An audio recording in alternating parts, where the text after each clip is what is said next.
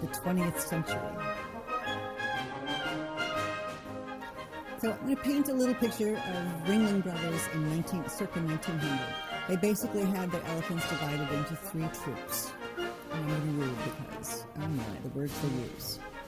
Troop number 1, Proboscidean musicians of the 20-ton brass band, presenting beyond a doubt the biggest band in weight, lung power, and laugh-making extent.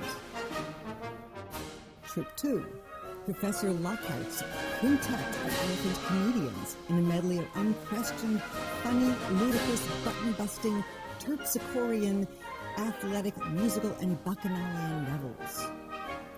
Troop 3 were Jean Marchand's boxing elephants who wore striped boxing shorts and had a boxing glove attached to the end of their coat. Lockhart taught elephants how to dance, to sit, to seesaw, ride a tricycle.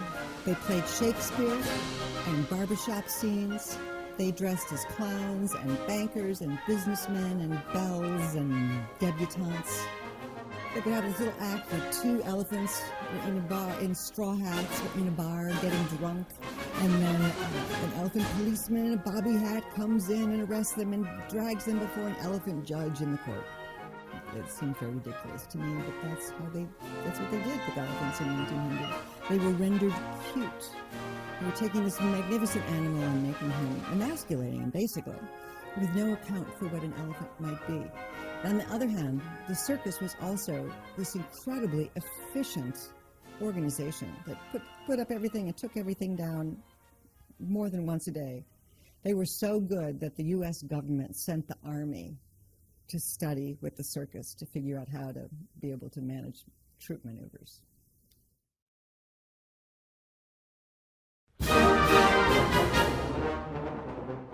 Tusko was an Asian elephant who was 10 feet tall again at the shoulder and 14,000 pounds, and his tusks were 7 feet long, although they were also cut at various times. He was first named Ned by a Missouri circus that first owned him and brought him over from Siam, which is present-day Thailand. And they cut off his tusks in order to manage him. He was with Clark's Circus then for 8 years, and one of the things they did to try to get PR was they thought, well, let's just take him down to Mexico and have him fight some bulls in a bull ring. So they took him down and they hit with 5 bulls in the ring with him and the toreadors, and the bulls looked at Tusko and went, I'm not doing anything. They refused to fight, so tickets had to be refunded. Tusko did become more dangerous with age.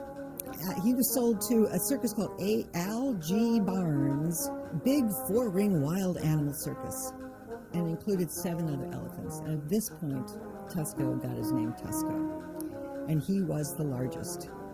In 1921, in Oregon, Tusko went en masse, and he ripped apart the town, just knocked down buildings. The crowd loved it, though. I mean, the crowd is just like, this is entertainment. They're following this elephant, and then finally Tusko found the bar, and then he found the sour mash, and then the Great Elephant Drunk of 1922 was underway. Tusko squashed 20 cars, collapsed walls to 3 houses, and knocked another house off its foundation. The circus paid $20,000 in reparations, but it had been good for business, and they came in to see Tusko in droves after that. He was the world's meanest elephant. Well, there really wasn't anything mean about what he was doing. He was just a big, powerful beast. In the future, they would just put Tusko into bondage for 4 months or so when he went into must. He was just chained up and chained in a cage, and it was terrible. It was the only way they knew it. He never killed anybody, Tusko. He just had the reputation. In the last years of his life, Tusko did seem to go back and forth in the northern Pacific region between Oregon and Seattle. And he had a keeper named Slim Lewis.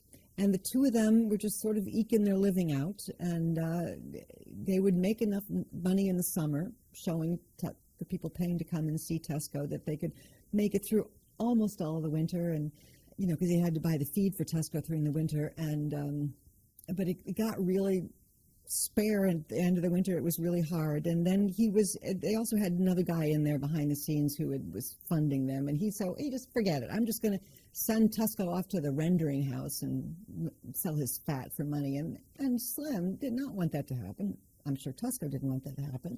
And the people of Portland didn't want that to happen. So they started giving pennies and having bake sales and do things to try to raise the money to pay for Tusko to live at the zoo. And they came really close. The Woodland Park Zoo in Seattle, actually. Not Portland. I misspoke there. But the Tusko died of a brain embolism before that could happen.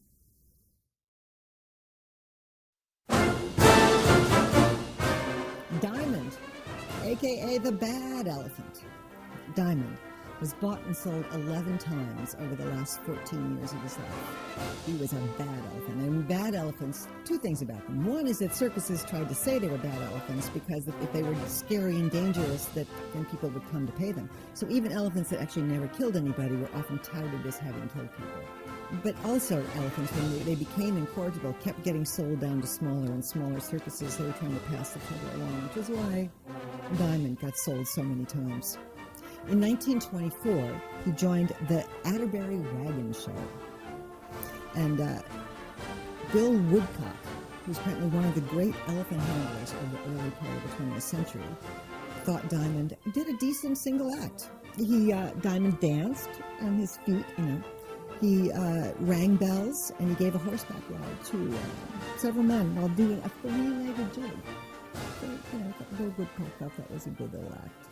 But he also could see that the darkness was growing and that this could be a dangerous elephant. In 1925, the circus got renamed, and Diamond got a new trainer, and he crushed him. Diamond crushed him when he was replacing his leg chain. In 1925, the circus was renamed, and Tusko got a new trainer who he killed rather quickly. When the guy was changing the chains on the back, he stepped on him. 2 circuses later, Diamond now joined the same circus that Tusko was in, and this is 6 years after Tusko had the great drunk in Oregon. And the new keeper cut Diamond's tusks, and they also put a bar between the remaining tusks to keep his trunk in line so he couldn't lash his trunk out as much. And he was anchored to 2 or 3 other elephants when he was out in public, so he couldn't bolt. But the chains also meant to the public that he was dangerous, so it helped with ticket sales. So his handler had been a guy named Curly Pritchett, and they were down in Corsicana, Texas, and doing their performance, and Curly met a woman there named Eva, and Eva had a spread and nice little ranch, and Curly was sort of sick of the circus, so he decided he was going to stay in Corsicana, he was going to marry Eva, and he was going to settle down, which he did. 2 years later, the circus came back to town. And Curly was like, he went and said, he's going to remember me. Can I be the one to lead him on the parade? And the trainer was a little bit leery, but that's okay. And Diamond did recognize Curly. And so Curly is leading him out in the parade through town. And at a prearranged time, Curly and Eva had set up for Eva to come over to be able to pet Diamond. So Eva comes over, and Diamond takes a look at Eva. He is annoyed because Eva's why Curly isn't with him anymore. So he sees Eva, and he takes a swipe at Curly, and he sends him flying over the car. And then he turns at Eva, and he tries to gore her. And when he doesn't succeed at that, he pulls a car on top of her, and he knows she is dead. Then he turns back to Curly. Now, he is at the same time, he's chained to 3 other elephants who are like trying to pull him back. So 3 times these other elephants pull him back, and 3 times he surges ahead. Anyway, they finally got him restrained.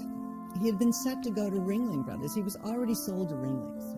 And they cabled ahead and said, this terrible thing had happened in Corsicana, and what to do. And they get a cable back from Ringling saying, kill him in as humane a manner as you can. So the elephant men wanted to do it themselves. They didn't want someone else to come and do it. And first they were going to strangle him. They couldn't figure out how to make that work. And then they decided poison. So they put cyanide-laced peanuts into a bag with other peanuts and Diamond just picked out the ones that didn't have cyanide. And then they gave him oranges that were laced with cyanide, and Diamond wouldn't touch them. And then finally, they shot him with submachine guns.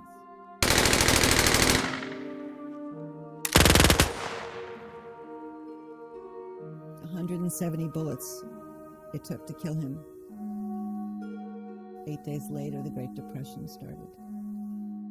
Black Diamond was the last of the male elephants in America for a long time to come, for decades to come. They were too much to handle. And really, the public couldn't tell the difference between a male and a female anyway.